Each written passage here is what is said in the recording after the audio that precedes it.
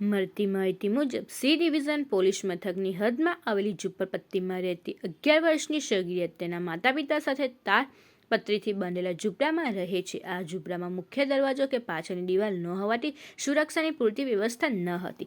ઘટનાની રાત્રે મચ્છરોનો ઉપદ્રવ વધુ હોવાથી ઘરમાં ધુમાડો કરવામાં આવ્યો હતો, જેથી સગીરાના માતા પિતા ધાબળો ઓઢીને સૂઈ ગયા હતા. આ દરમિયાન રાત્રે અંદાજે 1 થી 2 વાગ્યાના સમય દરમિયાન પડોશમાં રહેતા પિયુષ ઉર્ફે પિયા ઠાકોર પરમાર અંધારામાં અને ઝૂંપડાના દરવાજો તથા વીજળી ન હોવાનો લાભ લઈ ઘરમાં ઘૂસી ગયો હતો.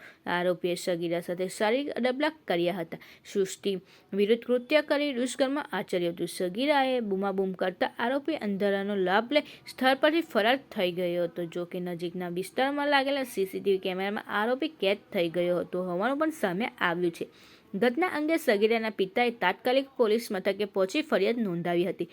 પોલીસે આરોપી પિયુષ ઉર્ફે પિયા ઠાકોર પરમાર સામે બળાત્કાર, સૃષ્ટિ વિરુદ્ધનું કૃત્ય તેમજ પોક્સ સહિતની કલમો હેઠળનો ગુનો નોંધી તેને ઝડપી પાડ્યો હતો. આરોપી બુટલેગરનો ભાઈ હોવાથી ફરિયાદ નોંધાયા બાદ કેટલાક અસામાજિક તત્વો પીડિત પરિવારના ઘરે પહોંચી ઝઘડો અંગે કરી ધમકી આપી હોવાની પણ ચર્ચા છે, જેને લઈ પીડિત પરિવારે રાત્રિના સમયે 112 પર ફોન કરીને પોલીસ પાસે મદદ માંગી હોવાનું પણ જાણવા મળ્યું છે.